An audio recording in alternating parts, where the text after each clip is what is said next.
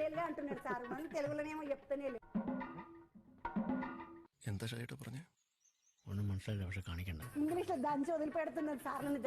Sir నాకు నీ పాట ఒకటి యాదుకున్నది. ഇത് തെലുങ്കും കന്നഡയൊന്നും അല്ല, ദൈവം ഉണ്ടാവുന്നതിന് മുമ്പുള്ള ഏതോ കാടൻ ഭാഷയാണ്. അതാണ്. നമ്മളിനി എന്ത് ചെയ്യും മല്ലയ്യ? വാ തുറന്ന് ഒരു അക്ഷരം മിണ്ടായിരുന്നാ മതി. എന്ത് ചോദിച്ചാലും ഗമേ തട്ടി മൂളിക്കണം. సార్ దిస్ ఫెలో ఎట్లా చెప్పిండు కథ, స్టోరీ, సినిమా స్టోరీ లూసిఫర్ അത് പിന്നെ ఎట్లా చెప్పిండు సార్? ఒప్పించిండు కదా సినిమాకు. somehow he managed.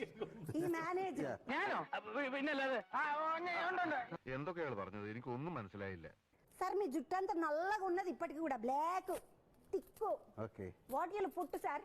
മൈലെണ്ണ. ഇതിനിടയ്ക്ക് അങ്ങനെ ഒരു സാധനം ഇറങ്ങിയോ? మైలన్న అంటే sir It's a peacock oil.